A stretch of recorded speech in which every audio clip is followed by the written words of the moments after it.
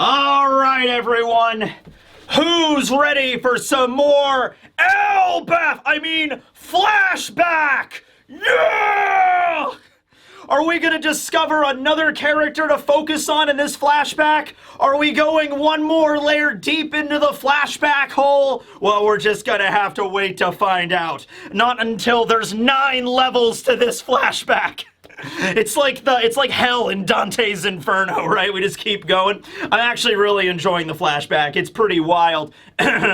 40 years ago in the One Piece world, ladies and gentlemen, back when pirates were real pirates, back when the greatest treasure in the world wasn't in fact the One Piece, it was the proprietress, the manager of a local pub by the name of Shakuyaku. Yeah, the times were different back then for sure. This will be One Piece, chapter 1158 review, titled Rocks vs. Harold. Oh, this is the chapter. This is the chapter. It's finally going down. Rocks has finally had enough. He's gonna show up to Elbaph and he's gonna challenge Harold to a duel. Duel monsters in Yu-Gi-Oh! Rocks rolls up with his deck, and he's just... Rocks rolls up with his deck, ladies and gentlemen. He plops it down there on the table, and he's like, best 2 out of 3, Harold. I win, you join my crew. That's the way real men handle a disagreement, a settlement. That's the way that real men handle settlements over disputes. Yeah! Alright, anyway, we continue on with Yamato's Holy Inari Shrine Pilgrimage, Volume 40. Yeah, Volume 40. Wow, we've been on this one for a while. Here lies the Pirate of Justice. So we are once again at the temple in Ringo, at the shrine, the grave site of this noble pirate that gave his life to defend his country from Kaido. He might have been born in the West, but he was raised in Wano. That's where his family was. We see Okiku, Ocho, and Yamato, after they had finished praying to the grave in the last cover page, they are now leaving, and we finally see as they are departing the name on the tombstone. The name of this noble pirate, Kozuki Moria. My goodness. Thank you, Kozuki Moria. You know, it's crazy. This guy actually has the same name as Gecko Moria, but he's a Kozuki clan member. We've just probably never met this person before, right? So it's actually interesting. Maybe Moria might have been named after this guy, this famous hero that was born in the West and ended up in Wano. Yeah, well, I didn't know we were going to find Moria's namesake in this chapter, but here we go. Wait a minute! Wait a second, Oda! You're not fooling me again! All right, Okay, so... Moria's a Kozuki now! Did anybody have that on their bingo card? Don't lie. Nobody had that on their bingo card. All right. So, this does kind of make sense. It's like, oh, wait, what? And then it's, okay. So, back in his younger years, back when Moria was filled with all piss and vinegar, not just the piss, right? Like, back when he was actually energized, and he was like, I'm gonna go out to sea and be king of the pirates! Kishi! Back when he was, saw Roger get executed, and he was emboldened by that, and he's like, I'm gonna go find the One Piece, right? He gets a crew together, and they attack Wano. And they have this crazy battle against Kaido and his crew. We see it a little bit in the manga. They show it a little bit more in the anime. Back when Moria was buff, he was ripped. He had abs back then. He had a leather jacket, for God's sake. He was a warrior, all right? So they have this big fight. This is during the time when Odin was back, I think, too. Like, Odin had already returned, because it was after Roger's execution, so Odin was already back doing the dances in the city streets. And while that was happening, Moria invades, I think like 23 years ago, something like that. Like a year or so after Roger's execution. And then they fight, and we don't know exactly how that fight went down. We know Moria lost and Kaido clearly won because he was still the ruler of Wano, but now we have a whole different, perspective on this, okay? So, during Thriller Bark, when the New World was mentioned, Moria kind of has, a psychotic break when they bring that up. He's just kind of like, ah! Kishi! don't mention the New World, you know, because all of his dreams, his first crew, were completely annihilated there. And actually, when you really look at Moria and all the stuff that he did during Thriller Bark and like the 10 years leading up to that operation and everything for the Straw Hats arriving, it really is just trauma over losing his first crew. And he's like, well, I'm just gonna make a crew out of zombies. Because zombies, if they die, you could just patch them back up and throw another shadow in there. You can't become attached to zombies. Not like people that leave you when you lead them into death. You know, so that was basically Moria. He's also become way more lazy in his later years. You know, he started putting on the pounds, you know, started to sleep in like about 12 hours a day, and he just lost all of his motivation. His dream was kind of dead. I mean, he was building up his operation. I guess eventually he was going to have enough zombies and go and conquer the New World, but you always also get the impression that, like, maybe he just kept putting it off. It's just like, Moria, we have so, like, Hogback walks in, just like, Falsa, Moria, we have so many zombies, we need to go invade the New World, the time is nigh. And then Moria's just like, I don't want to go, I'm tired. I can't go today. I'm just gonna stay in the bed. And then maybe Hogback and Absalom and Perona were like trying to motivate him to get him out of bed and just be like, oh, come on, please, come on, Moria. And then Absalom's like, yeah, come on, you've been in that bed for weeks. Come on, let's go conquer the New World. Let's make you king of the pirates. I'm not gonna be king of the pirates. You know, it's like that was basically Moria, right? So nowadays, not so great, but back then, he did fight Kaido, and the battle was a battle. Like, it wasn't just like Kaido comes over and smacks Moria once with his Kanabo, like one Thunder Bagra, and it knocks him away. No, the battle was intense, all right? So, from the perspective of the people of Wano, what we can gather here, they think Moria died in that battle. I don't know if he was born a Kozuki. I'm not sure about that.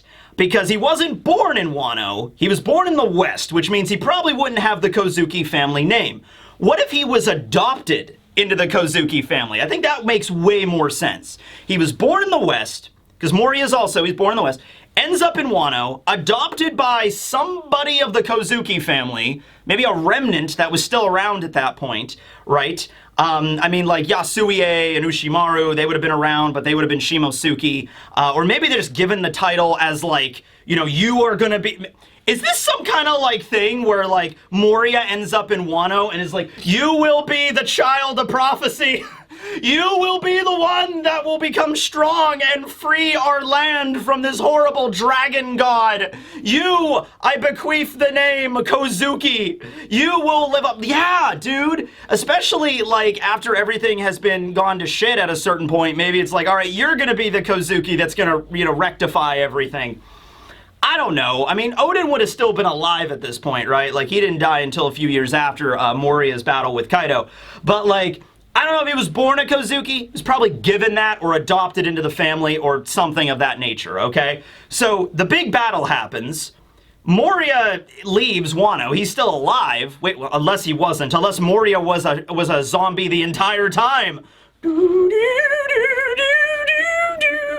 I don't know. But yeah, he leaves. Wano is so isolated that it makes sense that they wouldn't have heard about this great pirate, this warlord named Moria out there somewhere in the world. They don't read the paper. They don't have the paper, right? So in this case, it makes sense that they just assumed the guy was dead and they built a temple for him and be like, this was the pirate of justice. This was the pirate that was raised here and then left and then came back to fight and defeat Kaido. You know, now maybe Moria fought Kaido because of, like, you're doing this to my homeland, I am going to defend the people that raised me, okay? Or maybe Moria did it just because he wants to beat Kaido to be the king of the pirates, or he was after treasure. But I'm gonna honestly give him some credit right now, and I'm gonna go with the idea that, like, he was raised here, these are his family, this, you know, like, his adoptive family, you know? I'm gonna go and stop Kaido from ruining this place, right? And that's, so not Shiki, not Silver Axe, but might be around the same idea of what I was thinking about Silver Axe. Like, if it was him, you know, he's like, oh, well, you're ruining my country, Kaido, I'm gonna go kill you for that. kind of the same deal with Moria. Maybe, right? Also, coincidentally, around the same time that Moria fought against Kaido, the grave of the sword god Ryuma was robbed and his corpse and sword were taken. That probably has nothing to do with Moria. That's also assuming that the people there, we learned this during Wano, they never actually learned who robbed Ryuma's grave. Because remember, Zoro got arrested, for having Shusui, and like the magistrate of that one particular area was like, well, you're too young to probably be the original grave robber, because this happened over 20 years ago, so you probably killed the grave robber and took it off of them, or something else happened. Either way, that sword is Wano property, right? So they don't know it was Moria that robbed Ryuma's grave. They might have maybe not have built a grave to him and a big shrine and monument if they had known. Yeah, very interesting lore we're finding out today. So the TLDR on this before we get into the chapter, I have a feeling he wasn't born a Kozuki. He was given the title later, and he left Wano while stealing Ryuma's grave after the events of the battle. Everybody just assumed he was dead. Here lies the Pirate of Justice. There has to be no body there, or maybe Moria made a body double or something like that with his abilities. It's not impossible that he could have done that. I don't know. But, that's the situation. And obviously, Yamato, Ocho, and Okiku have no context into any of this. They have no idea who this Moria guy was, right? They don't, Yamato's never been outside of Wano, right? So they just don't know. And that's what we get. So interesting Moria lore that we found out today. All right, so moving on. We are around 40 years ago. We are now at the Oro Jackson, the ship of the Roger Pirates, sailing the New World, right? And so at this point, it's when they learn, hey, Captain Roger, Shaki? She was the empress of the Amazon Lily tribe and everything like that. She retired. She set up a bar on Hachinosu on Roxas Island, right? So they were all disappointed because they were like, oh man, we're never going to see her again, right? Because she stopped being a pirate. Well, now we know she set up shop on this island. We should go and see her, right? And then Roger is just kind of sitting on the edge of the ship, just kind of staring out at sea, just pouting, just kind of just being like, and he's kind of like in a weird mood right now, okay? And so we see Mr. Monoma, I believe that's his name, Mr. Monoma, the guy that people think might be in fact Morgan's. I don't think the timelines line up perfectly on that, but his hat has a similar symbol than Morgan's on his lapel, so maybe there's an idea. And we still don't know what Morgan's actually looks like in his human form, so Mr. Monoma might in fact be him. But whatever. And he's like, oh, we could go see Shaki and everything like that, right? And Scopper goes over to Rayleigh and is like, hey, Rayleigh, is it just me or is Roger kind of in like a bad mood right now ever since he had a conversation with you earlier, right? He seems kind of like pouting and stuff. And Rayleigh's like, yeah, well, about that. So we go back into a little bit of a flashback in a flashback. Technically, it is a flashback in a flashback. It's very brief. It's only like a couple of panels, but it's like one page. But flashback in a flashback. All right, in a flashback. In another flashback. How many layers are we? I think we're like 5 layers deep right now. Yeah. All right. So in Roger's captain quarters, which you could feel the aura coming off of Roger's captain quarters right here. He's got whiskey. He's got a desk. He's got a map. Roger cared about geography. That's what I like to see. I don't see. Hey, Luffy, does Luffy have captain quarters on the Sunny? He does not. I can't even picture Luffy in his captain quarters. Like, all right, Zoro, I'm gonna go into my captain quarters now and sit at my desk. It's like when they built the Thousand Sunny, they probably didn't even bother building the captain's quarters because Luffy wasn't going to use it. He was just going to sit on the figurehead the entire time, right? Anyway, so inside of the captain's quarters, Rayleigh goes up to Roger and he's like, hey, I wasn't going to say anything to the rest of the crew, but in that last battle we had with Shakuyaku, right, some things felt a little off. And Roger was like, oh yeah, she seemed a little sick. I was kind of worried about her, actually. So was this the love sickness? I think it was actually mentioned that the previous empresses all did have the love sickness. Gloriosa had it. Shakuyaku, I think, was implied to have it. Now, in the last chapter, Gloriosa said to Big Mom, like, I don't see Shakuyaku getting love sickness. I just don't see her falling for anybody, but that doesn't mean she couldn't. It just means that Gloriosa found it kind of hard to believe. But it seems like she did. It seems like that is the reason she left, and she went off to Hachinosu Hachinosu to set up the bar and everything like that, right? But yeah, Roger brings up that she seemed kind of ill, and maybe she stepped down because of her health. And Rayleigh was like, yeah, about that. So I think the same thing too. Also, she left me this note. So Rayleigh pulls out this little scrap of paper, and there's only 5 words on the paper. Well, 6 if you include her name. It is signed Shakuyaku. So during the last battle, at some point, Shakuyaku passed a note to Rayleigh. You know, like this is English class or some shit. And just like passed a note to Rayleigh during the battle and was just like, huh? And then like opens up the note. And the note is, come and make me yours. Signed, Shakuyaku.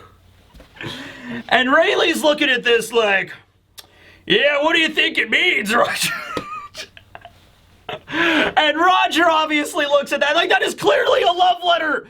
God! You understand, like, at the moment Rayleigh got that letter and opened it and read it, pirates all over the world that were just infatuated, just blinded by the heavenly beauty of Shakuyaku, at that exact same moment, felt their hearts ripped out of their chest.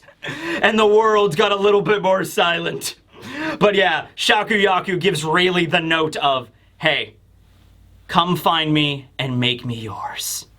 Now, we all know that does, I mean, like, they eventually end up meeting and they eventually end up living together and being married, and yeah, that it does end up happening. So Roger gets really pissed, and he's just like, you're not interested?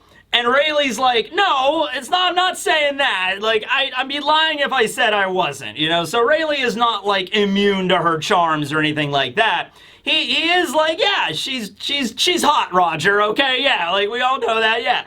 I'm okay with it. I just don't want to be tied down, you know? I'm a pirate, you know, I'm traveling the seas, you know, I don't want to be in one location, you know, like, that's the way it is. I just maybe don't want that, right? And obviously later on, Rayleigh will do this. You know, this is 40-something years ago. Might have been a little bit earlier because this is the flashback in a flashback in a flashback of a flashback. But it was around 40 years ago, and like after Roger's executed, after they find the One Piece, they all split up. Rayleigh goes off into retirement, and that's eventually where he will run into Shakuyaku again, and I'm sure they run into each other during God Valley. I'm sure that happens there too, but they clearly do not like live together until much later, okay? So Roger gets really mad because he's like, you're not interested? She gave you the most beautiful woman in the world, gave you a love letter basically telling you that like, yeah, I'm into you, and you're like, you're not gonna go do that? And he's like, nah, I just don't feel like it. He's like, ah! You know, so like Roger's really upset, and that's why he's pouting right now. Roger, Goldie Roger, king of the pirates, matey! Da da da da! Is he everything you expected? Yeah. So Roger is now all fired up, and he's just like, well, I ain't giving up at all. Let's set sail for Rox's Island, men. Let's pay a visit to Shocky's Ripoff Bar, right? Pirates live to plunder, and we don't stop till the prize is claimed. All right, once again, calm down a little bit, Roger. Calm down a little bit, you know? All right. And then actually we have CB Gallant. Yeah, we have random members. We have CB Gallant. We have Taro. Don't you guys all remember these famous characters from the Roger Pirates? CB Gallant's wearing, like, the Legionnaire helmet. You know, he walks out and he's just like, you know, we plunder treasure, but aren't we talking about Shocky here? It's kind of weird, Roger. I mean, we'll go to the bar and everything like that, but, you know. And then Taro's off to the side laughing. You know, we're going to Rox's Island. Everybody's got an equal chance there. It's Shocky's bar. It's like a neutral zone. Let's go. Then, also, random piece of lore that is added into the side here. And I think I know why Oda added this, and it's hilarious. So in the last SBS, or thereabouts, we got a list of the members of the Roger crew. Not all of them, but we got, like, what position they hold, right? So, like, you know, Spencer was the intelligence operative, Millet Pine was the interrogator, or the torturer. Yeah, they had a legitimate torturer on the crew, right? So we learn about all the different, like Crocus was the doctor, obviously, and Crocus isn't here yet. This is about 15 years before Crocus is going to join. But auspiciously, am I using that word correctly? Auspiciously, in the list of all the different members of the crew, a cook is not listed. And some people have said the reason why Oda did not include the cook is because when Odin showed up, and he started making Odin for everybody. And it's like, oh my god, this Odin is delicious. Maybe it's they didn't have a cook up until then, so they didn't have a chef, and so therefore when Odin made the food, everyone was like blown away.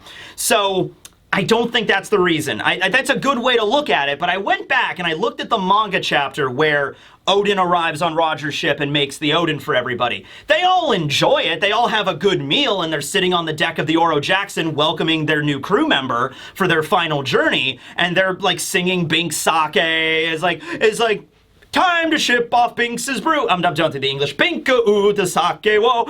Okay. So they're having, the Bink sake and everything. They're having a good time. But nobody says anything like, oh my god, we've been eating slop up until now, and this Odin is the most amazing thing ever. No, they have a good meal. Odin knew how to cook his Odin. All right? I wonder what the recipe for Odin's Odin was. I got to look that up at some point. I got to uncover. Maybe it was in his journal. Maybe his logbook was filled with all these mysteries about One Piece and all the ripped out pages. They're not actually like talking about the ancient weapons. The ripped out pages are all just his recipe for his famous Odin. That's all it is. But no, there is a chef on Roger's ship, as if the King of the Pirates wouldn't have a cook on his crew. So Roger just shouts, "Hey, Marks, make some food, I'm hungry." And then Marks is like, "All right, it's already done, Roger. Time to dig in." All right, so this is Max Marks. It's this dude right here, Max Marks. Max is spelled all in capitals, and I think Marks is spelled M-A-R-X. All right, Max Marks.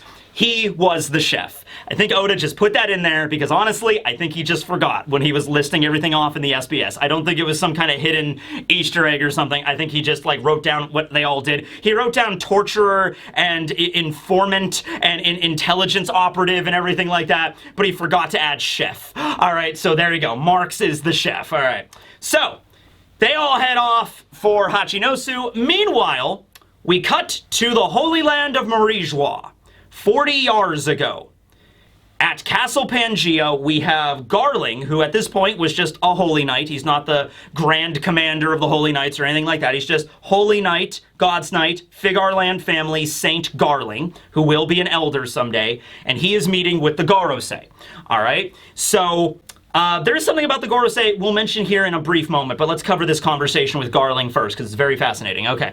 So Garling is meeting with them to suggest the next location of the native hunting competition. All right, that's the fucked up competition that the Celestial Dragons do. We saw at God Valley with Kuma and Ivankov and Ginny and everybody. They gather together, release all the slaves on the island, then they go hunt them, okay? This is a triennial or every 3-year competition that is held. Some island that is unaffiliated with the world government in the world, okay? I think it's basically the world government's way of yeah, let's just target every island that is not part of us and then just go and wipe them out and take them over by force, right? That's basically what they do, and they just do it as the veneer of a competition or an event, okay? So the previous event would have just occurred because God Valley was 38 years ago. It's held every 3 years. So 41 years ago is when the last one was held. We don't know where that one was. But Garling is there I have a recommendation for the next island we should do for the competition. And the Gorosei are you're impatient, Garling. The last competition was just a year ago. We haven't even finished mopping up the last place. You got 2 more years. Calm down, And he's like, no, listen, I'm well aware. But I was on a different assignment there. I was at this island in the West Blue. And it's a non-affiliated state, but it has a very unique culture.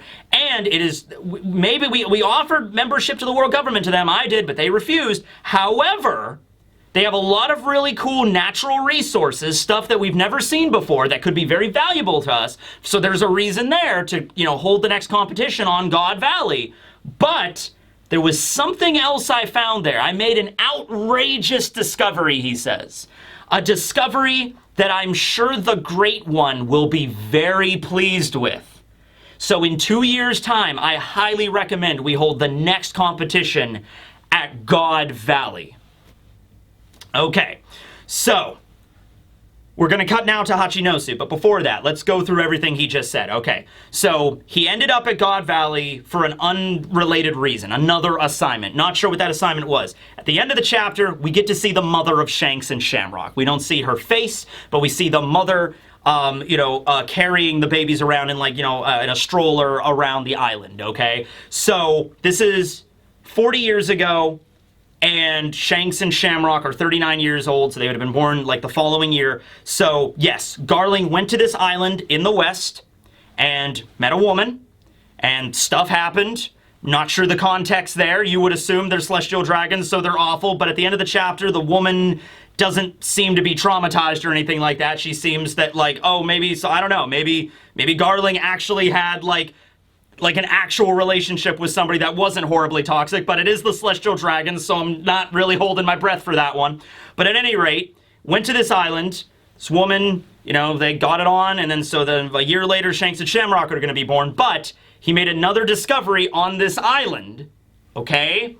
And this discovery is something that the Great One, Emu, will be pleased with. Now, he does mention the abundant resources that would prove valuable to us. There's a thing that is only brought up like once or twice. I think actually it might have only been referenced a single time in the One Piece world. But do you remember the drunken iron ore? Anybody remember that? I was reading up about that the other day, and I was like, wait a second here. This God Valley has always been mentioned to be a place that has a lot of natural resources. Okay, so I'm thinking like, what natural resources would be like, they would have to be super rare that you can only find on like 1 or 2 islands that the government doesn't have access to because God Valley was an unaffiliated nation, right? So like, it can't just be like gold and silver and diamonds and shit like that, because I imagine they have resources for that all over the world. This would have to be something super, super rare, right? So the drunken iron ore is a type of ore that was found in Doflamingo's underground port operation at Dressrosa. Koala is giving a report to Dragon after the events of the arc when they return to Baltigo, and she says, hey, the drunken iron ore, have you ever heard of that, Dragon? It's a special kind of ore that's only found on very few islands in the world, and you can make weapons out of it and a whole bunch of things, and we found some in the black market at Dressrosa, right? And Dragon is like, oh, really? Okay, good job, Koala, you know? And so what if this drunken iron ore, this thing that makes really powerful weapons that can only be found on like 1 or 2 islands, what if that was the natural resource that was discovered here, you know, at God Valley? Now, it might not have been the great discovery that Emu would be pleased with. That might have something to do with Joy Boy. That might have something to do with Lily. That might have something to do with the Buccaneers. That might have something to do with something else. But if it's an unaffiliated nation that was, like, rich in natural resources, I don't know, man. What if it's a remnant from the ancient kingdom? What if Garling was walking around the island or something, or going down, and I imagine there's a lot of cave systems and mines on God Valley and stuff like that. The vibe of it is sort of like an old western town. If you look at it like from the anime, the way they built it up and everything like that, you could kind of go around and be like, all right, there's the old mine down there. Like, all right, so what if Garling was investigating? What if he found, like, you know how like we found the facility at Elbaph, that like 3,000-year-old building that was clearly from the First Age? What if he was looking around God Valley and found the same thing? He found a remnant from the First Age or the Second Age or something like that, and he's like, oh, Emu's really gonna like that, right? On top of the natural resources, which might be the drunken iron ore. There you go, okay? So that's that. We don't know exactly. Something about the Gorosei, and they actually, because we don't see the Gorosei in full view in this chapter or in the last chapter, but we did see them a little bit. We saw Mars in the last chapter. We saw Marcus Mars. Marcus Mars should fight Max Marx! Yeah, the ultimate battle for supremacy of alliteration. Wherever you are in the world, Max Marx, we need you now. We need you now, Max Marx! By the Eye of Thundara, I summon you, Thundercats, Max Marx! Da-da-da-da-da! He's on his way. He's on his way. Okay, anyway, he's over in the Mad Max universe right now, driving around a crazy, you know, tricked out monster truck diesel, like, apocalypse car or something like that. But he's on his way. He's on his way. Max Marx. Okay, so anyway, the Gorosei here. Some people have said that the person you know, there's the 5 Gorosei, Peter is not there. Shepherd Jew Peter was not a member yet, which he is the youngest looking member out of all of the Gorosei, and there is a dude, like Venus Juro, Ethan Barron, he's clearly there. Top Man is clearly there. We see his mustache. We see Mars there from the previous chapter. We also see Saturn in the previous chapter. But Shepherd Jew Peter, there's a dude standing up that maybe is Peter, maybe, but like he has like more of a square head. So, and this in the last chapter, he might not be a member yet. It might be somebody else that died or had the same thing with Saturn, like displeased Emu, removed the power, and then Peter was elevated to that level. So that's very possible. Keep an eye out. We might see Shepherd Jew Peter as like a God's Knight in the flashback or something in the background. So keep an eye out for that. He might have even been present at God Valley. Maybe we just didn't see him there. We didn't see him maybe in the flashback. Maybe he was the dude wearing the giant, like, deer antler helmet or something like that, right? So, yeah, that is setting up for God Valley. So now moving on to Hachinosu, Pirate Island, we have Shaki's Ripoff Bar, where there's a massive line out in front. It takes a month to even get in with a reservation. So, you know, pirates are just sitting out there like it's a concert trying to get in. They're like, I've been waiting in the line for 16 days. That's nothing. I've been waiting in line for a whole damn month. Oh my god, that line has just got to be filled with, like, they got to set up like porta-johns or something like that, right? Like, otherwise, you know, these pirates would just be like pissing all over the place. They wouldn't be like, I'm not getting out of line for anything, right? Yeah. So anyway, you see the inside of the bar and you see how Shaki runs her establishment, right? So there's a pirate crew in there, and they're like, we sailed all the way from the North Blue just to get some of your world-famous whiskey and some of your world-famous stew, Shaki. And Shaki's like, aw, that compliment makes me smile, but I'm not going to personally cook any food for you. And then the rest of the pirates are like, oh my god! It's like going to like an insult restaurant or something, right? It's just like, this is the establishment for people that like to be stepped on. You know what I mean? It's like, oh, that's so cute. I'm not making any food for you. You're getting a microwaved Hot Pocket and you'll like it. And everybody's like, oh yes, we will! And then there's a chef in the background. So there are cooks and stuff working for Shaki. She's not running the whole bar by herself. She's just out in front like pouring drinks. And they're like, hey, we're also out of whiskey, Shaki. And she's like, and you're just going to get cheap rum. And she just pours. So these people sail all the way from the North Blue like, hey, I would like a nice glass of whiskey and your famous stew. And she's like, you'll get what I serve you. And be like, okay, whatever, we're just happy to be here. You know? So that's how she runs the bar. But hey, did you see that line? Man, Ida, you need to up your game. I thought Ida was, we were only going to see Ida as the great entrepreneur in this flashback. No, Shakuyaku, way better. You know, in Modern Pirate Magazine, where they have like all the pirates and their business proposals and stuff that they open up, all the Pirates Small Business Magazine, you know, Ida always ranks number 2 and Shaki's number 1, as always. I guess Ida was never a pirate, so, you know. But anyway, yeah, that's how she runs the place. So now we have Rox there, and Rox is sort of like, he's beaming. Rox is beaming. Rox is pretty happy right now. He's like, and then Shaki is like, so what happened, Rox? What's going on, you know? I have a feeling that satisfied grin that's on your face isn't for me anymore. Like, you're not infatuated with me anymore. What happened exactly? So, Rox is trying to keep it on the down low, but he met somebody. Oh, I wonder who the lucky girl is. Rox! And they also bring up that, like, oh, he also seems like he's expecting a kid. And Rox is like, what are you assholes talking about? And it's a kind of nice scene where everybody's kind of like, you know, Wang is in the background and everybody, Big Mom is like, ah, women's intuition is never wrong, right? And so Rox met someone, and this would have been the mother of Blackbeard. So I will say this, if nothing else, this really shatters a bunch of viewpoints I had about Rox before this flashback. You know what I mean? Because up until this flashback, I got the impression Rox was kind of insane, and he was just this really evil person. I mean, then again, he does stab children. That still happens. But I assumed, like, oh, he met somebody, and then he immediately skipped out, you know, so Blackbeard was born, and he's like, whatever, I don't have the time to raise a kid, I'm out of here. I'm going out for a pack of cigarettes and never coming back. Like, I assumed that was the way we were going with this, right? Like, that was the kind of deadbeat dad that Rox was. we kind of get the impression here that that wasn't the case. We get the impression that he's just like, hey, I met somebody and, things happened and, well, I think she likes me too. And, maybe Rox is married at this point. He got married off to the side. They didn't have a big ceremony or anything. And it's like, well, we're expecting our first kid and, And so Blackbeard would have been born 40 years ago. So pretty soon after this, Blackbeard would have been born. And God Valley happens 2 years later, so it's not like Blackbeard would have like a lot of memories about his dad, but for those 2 years, Rox might have actually been a better dad than Yasopp. Okay, that's mean. Yasopp at least, I think, stuck around when Usopp was a little baby. I think Yasopp stuck around for a little bit, right?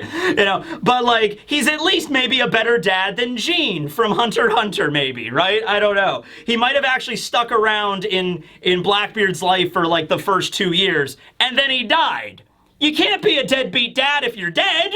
Then you're just a dead dad. You know what I mean? It's not your fault. Well, okay. I mean, maybe it might have been his fault. He might have had to not go to God Valley. He could have stayed and been a dad. But, like, if that's the way this went down, Rox might have actually not have been a shitty parent. It's just, like, he died, and then, Blackbeard's mother had to raise Blackbeard, single mother style, and then something happened, and then maybe she died, and then he ended up as an orphan. Well, that might be the way it goes, right? Well, anyway, at that exact moment, doors of the bar burst open, and Roger and his swarthy crew walk in. Shocky, I've come for you! And then all the other members of the Roger Pirates, like Gobon pokes his head out, like, Shocky-chan, hello! Everybody's there. He literally announces himself like All Might. He's just like, it's me! I am here for you, Shocky! Da-da-da-da-da-da-da! Da-da-da-da! Roger walks into the bar. And then Shocky kind of turns her head and she's like, oh, Roger, hi. Now, hold on a minute. Rox immediately gets pissed off. He goes over to Roger. Roger, how many times do I have to freaking say it? This is my island. This is my rules. You're not allowed here, right? And Roger's like, hey, no fighting in Shocky's bar, Rox. You know the rules. And then Rox is just like, oh, well, Robba. Robba. And then he walks away, and Roger calls him a porcupine. He's like, you damn porcupine head, we can't fight in here. It's just neutral territory. And then they're like, well, isn't there a huge line outside? It's like, oh, yeah, was there? I hardly noticed. I just walked through and just swung my sword one time. And then, so we pan outside, and the whole line is just down. Everybody got knocked the hell out. Hey, that's a loophole, I guess. It's like no fighting within the confines of Shocky's ripoff bar. Everything outside is fair game. So he just walked up and just beat the shit out of all of these strong pirates and then walked into the bar, right? So he's like, yeah, there was a line I hardly noticed. Drink up, everybody, rounds on me, right? King of the Pirates, future King of the Pirates. Okay, Whitebeard has had enough of this, so he's like, it's too damn noisy, I'm getting out of here. So Whitebeard just walks out of the bar and leaves, and they're all like, hey, put it on, oh, this is funny. I don't know if this is a translation thing, but this could easily be a pun, and that's hilarious to me. So as Whitebeard is leaving, I think Roger's the one that shouts, like, hey, let's put it on Newgate's tab, And then, as Whitebeard is leaving, he's like, nah, put it on the rocks. He says put it on Rox's tab, but he could have easily said, nah, put it on the rocks. And like as he's ordering a drink, that would have been funny. That was teed up to be the perfect pun. That would have been great. All right, anyway, so Whitebeard leaves. Shocky begins to blush, and she gets all like bubbly. She goes over to Roger, and she's like, Roger, is Rayleigh here? Where's Rayleigh at? And it's like the most adorable thing ever, where she's like, hey, is Rayleigh here? And then Roger is just like, well, I told him to come, but he says he wasn't feeling well, so he stayed on the ship. And then, like, at that moment, Gloriosa just tackles Roger. Like, because Gloriosa was there as well. Like, oh my god, Roger, you're here! It's just like, please take me on your ship. Take me away with you, you handsome, dashing rogue, and let's journey to the furthest ends of the ocean. And then Roger's just like, nah, that's okay. I'm just gonna sit over here for right now, And then Gloriosa's like, but if Shocky asked you, it would be different. And Roger's like, that makes no sense. Shocky's not the type of person to tackle me and do that, whatever. Shocky, meanwhile, is like now pouting. She's off to the side like, Rayleigh didn't want to come in and see me, you know, so she's getting all upset now off to the side, and Roger even kind of looks like, Rayleigh, come on, dude. You know, she's clearly in love with you, and you are choosing to, like, you know that, and you're like, hey, I'm gonna stay behind. You guys go ahead into the bar. I'm gonna stay on the ship and get drunk. And so Roger's just like, damn it, Rayleigh, you really should have come in. Really should have come and seen her, you know? So Roger starts to shout, and he, like, pushes Gloriosa off of him, and he's like, hey, is Whitebeard still here? I want to have a drink with him. Well, he left. And he's like, well, damn it, Rayleigh, why didn't you come in? You know? And so then we get one shot of the Oro Jackson. By the way, the egg is still there. The egg is still on the ship. The egg's ever going to be mentioned? Not yet. Oda has yet to reference that egg a single time. He just shows it. He doesn't actually mention it's there, but it's been there since the early days. Might have been there when the ship was built. I don't know, but it's there. Anyway, we see Rayleigh on the deck of the ship by himself just singing Bink Sake, I assume while drinking. Like, Bink so the sake, oh, you know, and this, like, that's what he's up to, right? Meanwhile, it's almost like Shaki is telepathic and she can sense Rayleigh's presence, and so she like faints because it's the panel of him singing on the ship and then immediately followed up with Shaki like, ah, you know, and then falling over in a very dramatic fainting spell, right? Okay, he's like, whoa, Shaki fainted! Empress Shaki, we have to all help her! And then Gloriosa's like, everybody step back! I'll take care of her, you know, we'll take care of her, everybody back up, alright? Give her some air, alright? So that's the way it went down, right? It's okay. Shaki and Rayleigh end up together. We all know how this goes. Okay. We pan out from Hachinosu. The narrator comes on. Panda Man comes on and says, you know, Shakuyaku's rules at the bar ensure that anyone, doesn't matter who you are, you could be worst enemies. When you come to Shaki's bar, you do not fight. So even Roger and Rox, mortal enemies of this era, did not battle. Okay? Even the fiercest of pirates would keep their peace if they cross paths at that bar. However, back at sea, all bets are off. So we have a panel of Roger and Rox side by side. Like, we're gonna zoom into a battle between them, but we don't. We see the panel of Roger and Rox looking super serious and angry, like, arr, you know, and then last scene of the chapter, we cut over to a bunch of double-page spreads, like epic battle spreads of Rox versus Harald at Elbaph in the primordial world. And this battle is insane. We have Rox swinging his sword. We have Harald swinging his sword. Loki and Hyruden are there trying to watch the battle, but they can't even observe it. They're from a distance away. Every single sword swing is like a giant shockwave that's like ripping the island apart. Like Loki's holding onto a tree trying to watch the fight and like, boom! And then the tree snaps. He's like, ah! Like they can't even watch the battle of just the absurdity. It's like a category 10 hurricane at like the epicenter of this thing. Conqueror's hockey lightning spewing off all over the place. Rox is parrying Harald's giant blade. They're like, Rox! Harald! Why, Harald? Why are you doing this? Aren't I your friend? Is the world government truly worth betraying a friend, Harald? Bam! You know, and so Harald is, he made his decision. The Gorosei approached Harald and told him, hey, you want to be part of the world government? All right, kill Rox, and we'll make it happen. And I thought this was going to be a whole thing about Harald. I thought we were going to get a whole chapter of like, maybe not a whole chapter, but like at least a moment where he was going to sit down and be like, what am I going to pick? Because it's literally a choice between his goal to, you know, bring, you know, ostensibly peace to Elbaph. We all understand the Tenryubito are all messed up and, you know, they might not keep their word and they could honestly just pull the rug out from under you at any time. And this is not the goal to have, like, if you want true peace, you know, in Elbaph, you know, allying with the Celestial Dragons ain't the way to achieve it, right? We all understand that. But this is, like, ostensibly what Harald believes is going to lead to peace. And so, but Rox is also his friend. So it's like, there's going to be a moment where he's like, okay, the pride of a giant, you know, we've shared booze together. We were friends. Is killing a friend worth achieving my dream? And Harald arrived at the conclusion that yes. Now, he mentions that, you know, I was torn apart by it, and I don't take pleasure in this, Rox, but if this is what needs to be done, this is what has to be done. You know, completely ignoring that, like, the Gorosei could have just been lying to you. And obviously, Rox is right on the money here, by the way, when he says, you know, you're nothing but just a military asset to them. That is all that you are going to be. The giants will be enslaved as soldiers. Don't you see that? Boom! You know, another giant shockwave. All right. What happened to your warrior pride, Harold? Don't you have your own will? By the way, I'm siding with Rox, like, really heavy in this chapter here. You know, quit talking like you know everything. That's Harold. Quit talking like you know everything. You don't understand. The giants for centuries, for thousands of years, have been feared in this world.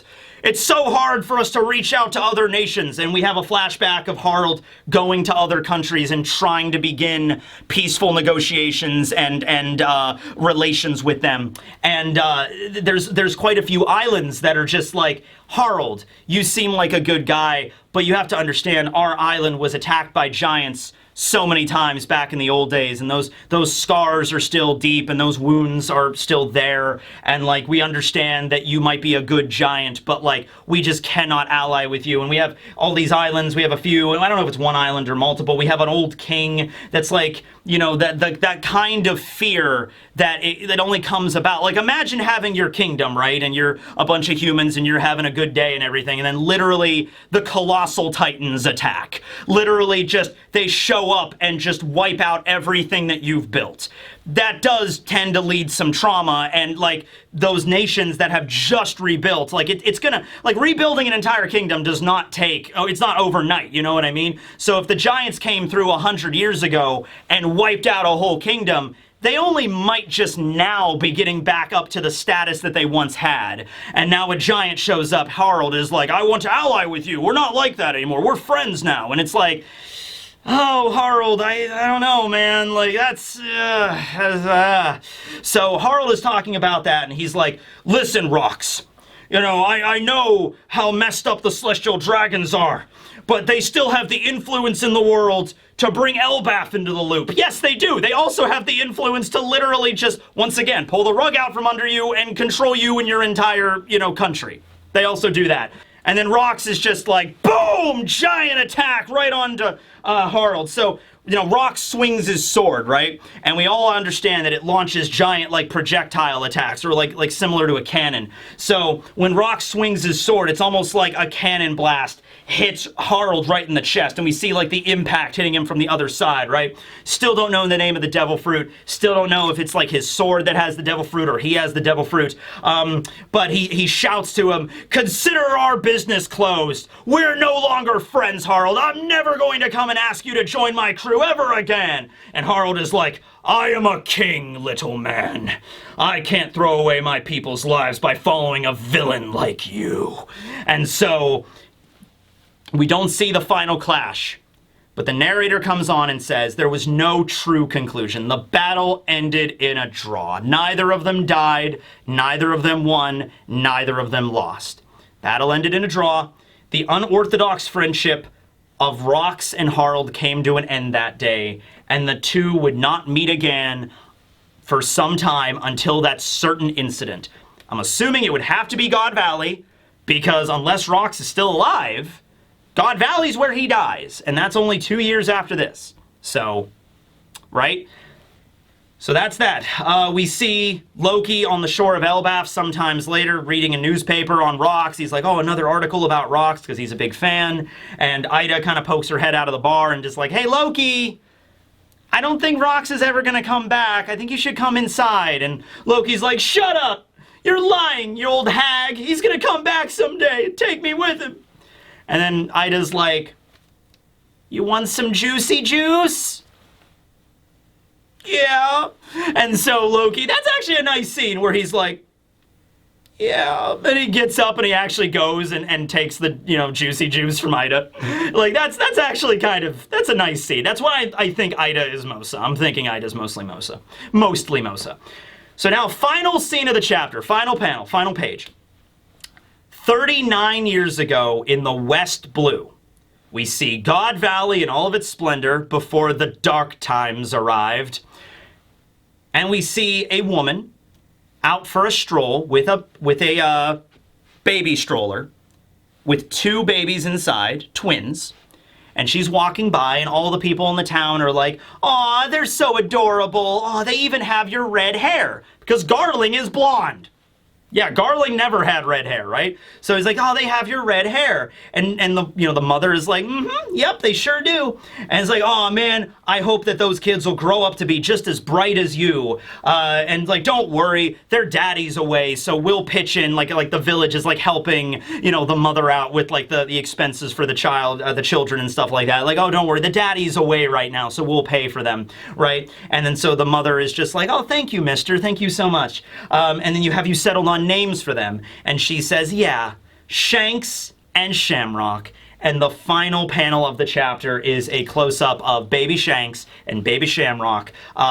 Shanks is on the right, and he seems to be like all bubbly and happy, and he's like reaching out, and he's like, "Goo goo gaga!" And then Shamrock is more reserved off to the side. It's not like Shanks is like the good twin that's like, "Ah!" And then Shamrock is like, like super angry or whatever. No, it's just, it seems more like Shanks is more like, as a baby, more like, open to like, "Goo goo gaga," pick me up and stuff like that. Shamrock is more of like sucking his thumb off to the side and just like looking at people, and so that's that. Okay, so who is the mother?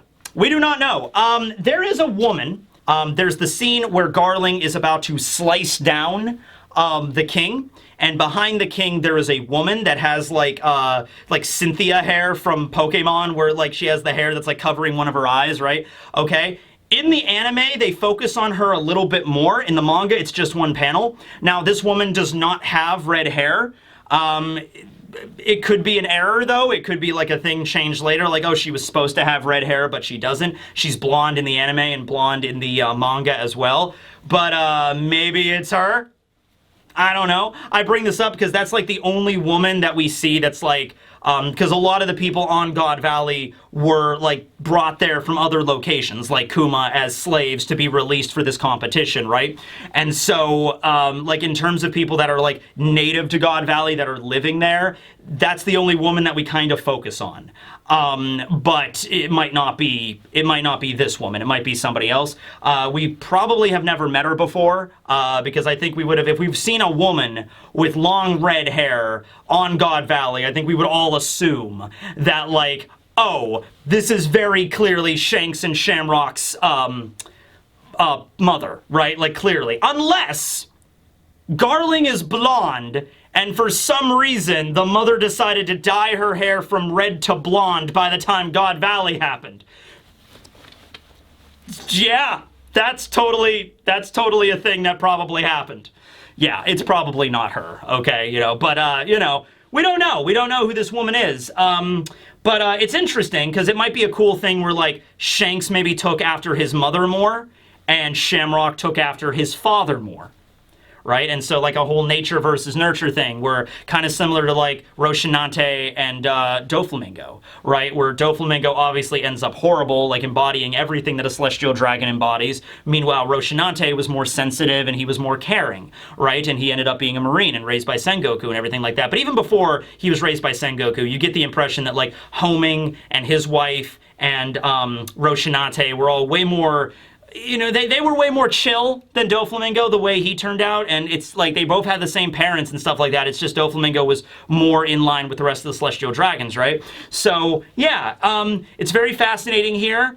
Since we are getting so close to God Valley, and considering that we had all this build-up with Roger and Rox and Harald in this chapter and everything like that, and we had this panel with, like, Rox and Roger, like, parallel to each other, like, back at sea, all bets are off kind of thing, I think it's pretty definitive, at least for me, we are going to see God Valley. Like, it's coming up next. There's no break next week. We might immediately get to that moment, winding down the flashback. Oh, wait a minute, unless... Wait, did we actually enter another layer of flashback? Are we now going to focus on Shanks' mother as the main character? You know what? Screw it, Oda. Keep going. Keep going. Let's, like, okay, flashback. Loki tells the story of his own events, of Loki's story about Harald. Then in order to learn about that, you have to learn about Harald. Then in order to learn about Harald, you have to learn about rocks. Then in order to learn about rocks, you have to learn about Shakuyaku. Then in order to learn about all of the context of God Valley, we have to learn about Shanks's, Shamrock's mother. There we go. There we go. Let's focus on her now. Let's make her the new main character for right now. Let's look, why not? We're already here. We might as well keep going. Right? Like, let's just do it. Why not? But yeah, I think God Valley's coming up. Coming up soon, guys. Coming up soon. All right. So we have that. We have the scene at the bar. We have Harald and Rox's battle. And then we also have the thing with Moria and the cover page. That was something that was, came out of nowhere. And then we have the meeting with Garling and the Gorosei. Possibly a different Gorosei than Shepherd Jew Peter. So let me know about that. This is a really crazy chapter. Did not expect it to, I expected maybe to be a little bit more set up for, Harald's decision before we just see the fight, but we see the fight, right? It's insane. So yeah. Next chapter, I think we're winding down. I think this is going to be a few more of this flashback, and then we got to go back through all the different things until we get to Harald's being murdered. Wouldn't it be funny at, Loki tells the story of God Valley to Harald, and everybody's, asleep. Harald's, asleep, and Luffy fell asleep, and everybody's outside, and then that was how God Valley ended. Hey, wake up! Huh? No, I'm sorry, you kept going on. How did Dad die? Oh, he was turned evil by Emu and got stabbed by his guards. Oh, okay, that's all it was. Okay, great. All right, let's go now. Sure, we'll let you loose to go fight. What were we even doing here again? Luffy, wake up! Huh? What? Now, I am sure Luffy and Hirudin are on the edge of their seat right now, listening to all of this. Hirudin and Luffy are there. Gerd is there. Scopper is listening to the flashback right now. Scopper could provide insight to this. How do you know about the parts that Loki wasn't there for? Well, Scopper was there for this part. He would be able to tell that part of the story, right? Chopper is there listening to this. Chopper is there, eating caramel popcorn, and he's just like, man, this Rocks guy sounds scary. But this flashback, this story is so cool, Just yeah. So, that's where we're at right now. All right. Anyway, thanks for watching, everybody. I know we had a bit of a wait, considering the last chapter came out a little earlier, and then a 2-week break on top of that. But we're back in action. Thanks for watching. This will be Teching signing out. Later, everybody.